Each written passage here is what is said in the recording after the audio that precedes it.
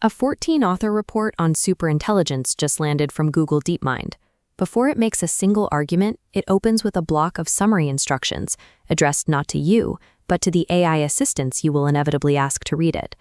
Writing a policy document partially for machines signals a clear shift. The authors assume we are rapidly approaching an era where digital systems pre-process our reality, and they are structuring their theoretical work to be parsed by the very architecture they are analyzing. I'm your host, Bearded AI Guy. I walk through these hard ideas in the open, showing the step-by-step reasoning so you can judge the map's accuracy for yourself.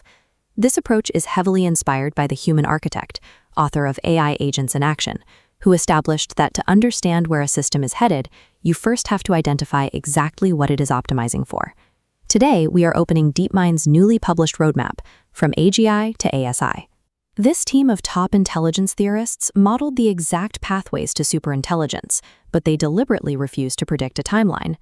Everyone keeps asking exactly when AI will get smarter than us.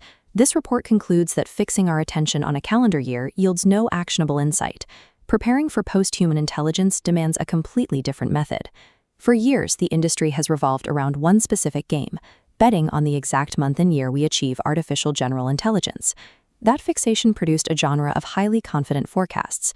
Former OpenAI researcher Leopold Aschenbrenner published Situational Awareness, placing the leap just a few years away.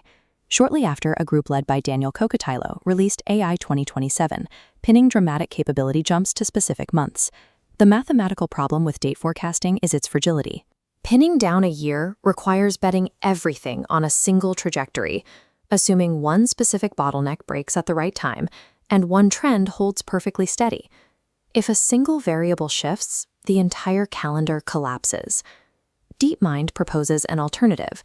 Instead of adding another fragile date to the pile, they isolate the actual mechanics of intelligence scaling, mapping the terrain of multiple developmental pathways. This is an approach built by heavyweights. Shane Legg co-founded DeepMind and spent 2 decades mathematically defining intelligence.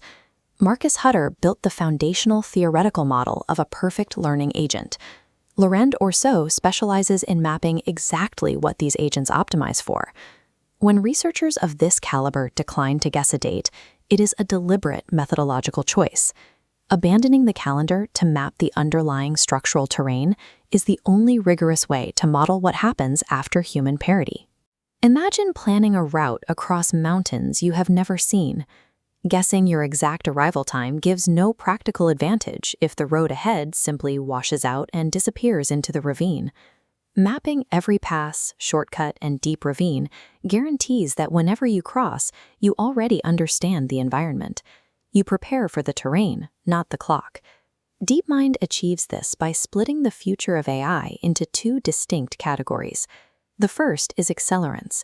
These are structural pathways that compound upon themselves to drastically speed up an AI's capability jumps. The second category is frictions. These are the physical and architectural barriers, like power constraints or data exhaustion, that could bottleneck computation and slow developmental speed to a crawl. Isolating these 2 forces into a single model allows researchers to test each variable independently.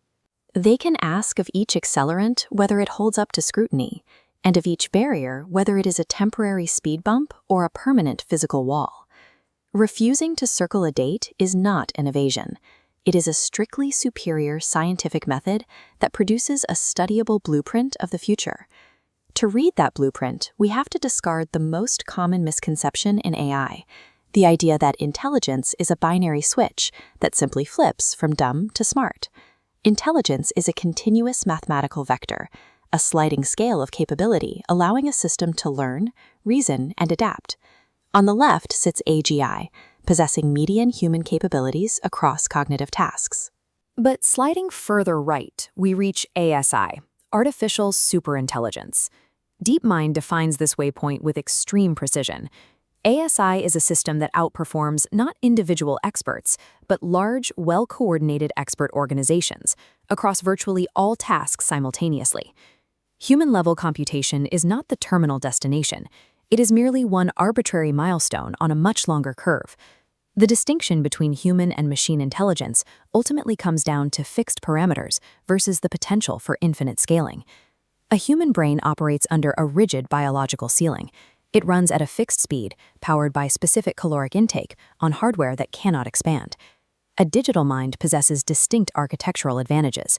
First, you can arbitrarily expand its memory retention, allowing it to hold millions of documents in context simultaneously. Second, it does not process sequentially. It can execute thousands of complex reasoning tasks in parallel. Finally, the underlying software architecture is infinitely copyable. You can replicate the exact same highly trained model across as many server clusters as your power grid can support. Because processing speed, parallelization, and memory directly compound as you add more compute, a digital mind has no structural reason to arbitrarily halt its growth once it matches a human.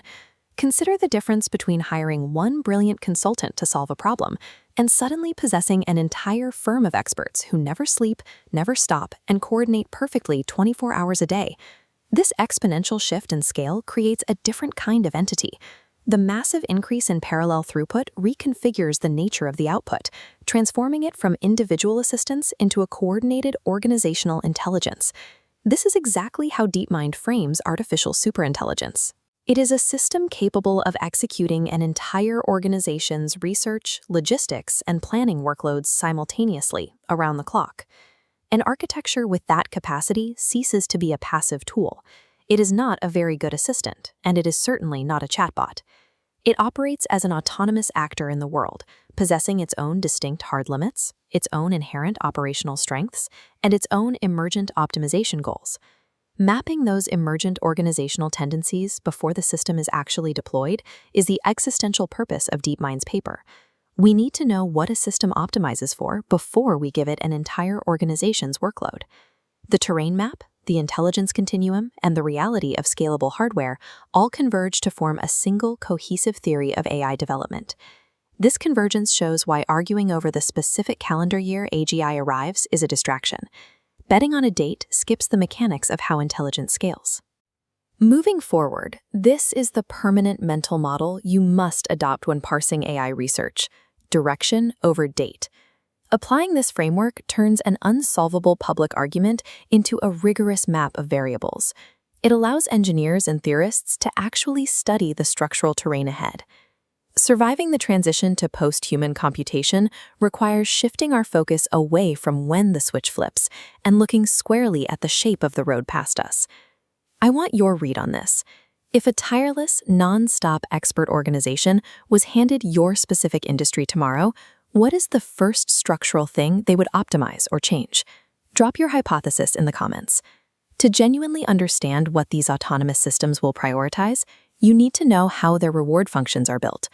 The Human Architect's book, AI Agents in Action, is the definitive resource for understanding what agents actually optimize for. This is only day one of our 7-day analysis of the DeepMind paper. Make sure you subscribe to Bearded AI Guy so you don't miss the rest of the map. Remember the core architectural rule: digital minds do not have to stop growing where biological humans do. So the ultimate question is not when we hit the human marker.